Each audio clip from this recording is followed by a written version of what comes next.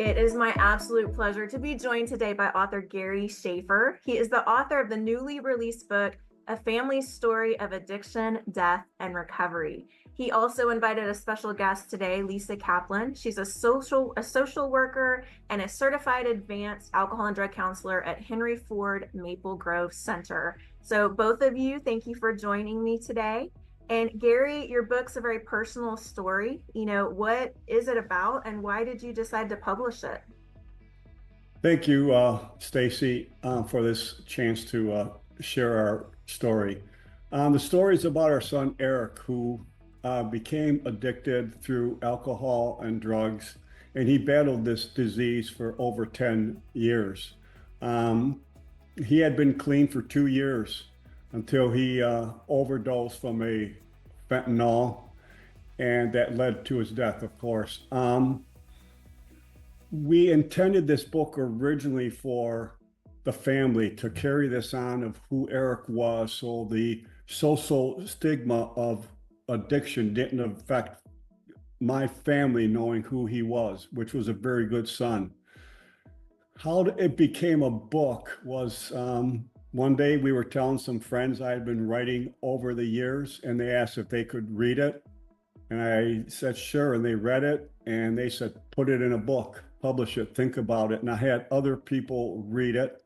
And Lisa looked at it. And from there, I ended up putting it into a book because I really thought it would help others.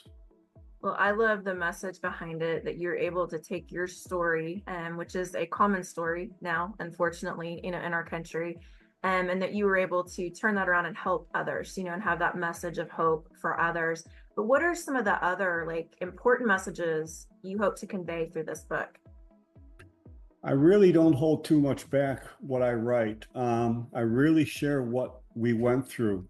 Addiction is very serious. It is life changing for everyone involved. And parents or a spouse or a loved one, you will have to make choices you never dreamed of that you would have to make.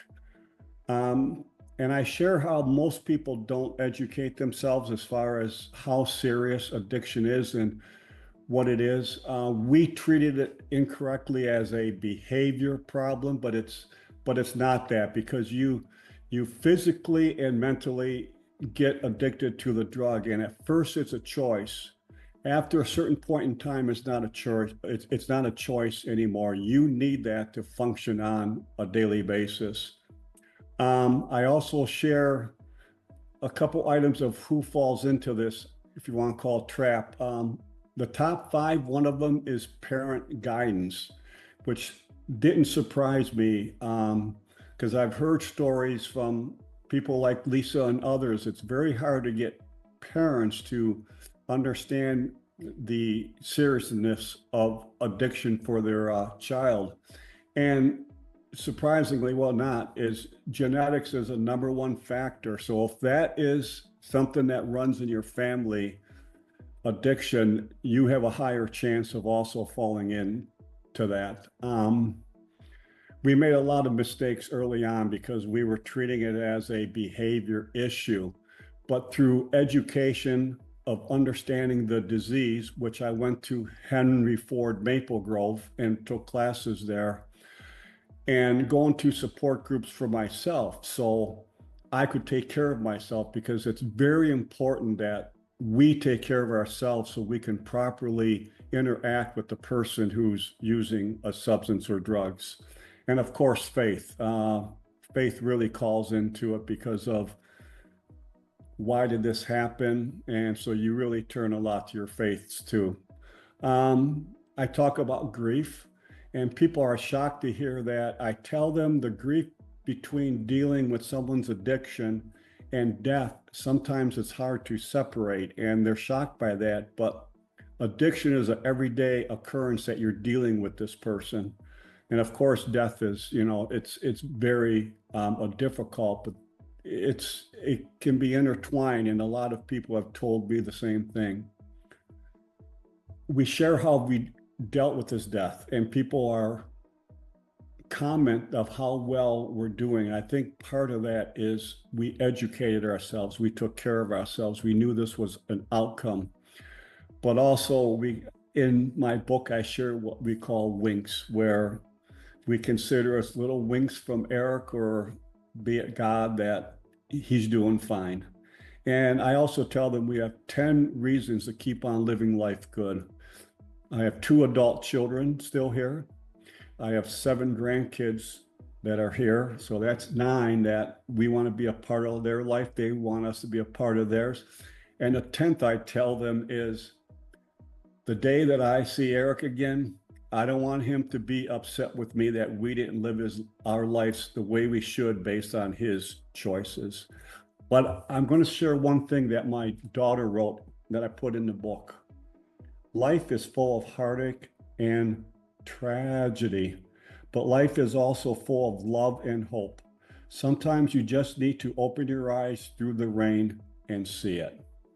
And I think that's what we have to do when we lose someone dear, is you got to look at the good parts in your life too.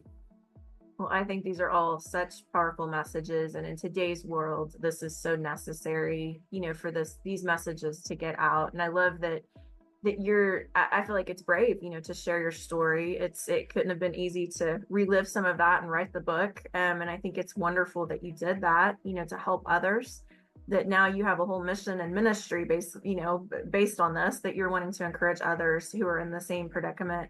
Lisa, I know you have to be seeing so much of this in today's world. And it's awful. The world is filled with fear. People are turning to things, that give them comfort, and what he said, they allow them to function, right? And so I know you are seeing so much of this. Can you tell me, in what ways does Gary's book accurately portray addiction? Okay, that's an excellent question. So all families dealing with this disease have their own story, but there's some common threads throughout every story. And Gary's book accurately portrays the struggles of the addicted person and of the family member that we hear from so many people. So he openly and honestly shares mistakes he made, shares different points of view between other people in his family, people he's looked to for guidance, and also the trial and error, making mistakes and learning from them. So I have no doubt that this book will help many families. It's very well written, very informative, and very open and honest. I love this. Well, Gary, and I love how you both describe it. It's a disease, right? It's a disease. It's not a behavior. And but I think that it's so wonderful. You guys are both bringing light and have devoted your life now to helping people through this and helping others. We want to let everyone know that this book is available everywhere online books are sold. It's available on Amazon, online at Barnes & Noble, Reader House, Apple Books. If you have a family member who's struggling with addiction, or you're struggling with addiction, pick up this book. If you even suspect that you have someone that you think is struggling with addiction, pick this book up today. And Gary, thank you so much. Lisa, thank you so much for joining us today. And we also want to let everyone know that Gary is going to continue this mission he's going to be doing some Zoom interviews and posting some videos and helpful content. And Lisa's continuing her mission, being a counselor at Henry Ford Maple Grove Center.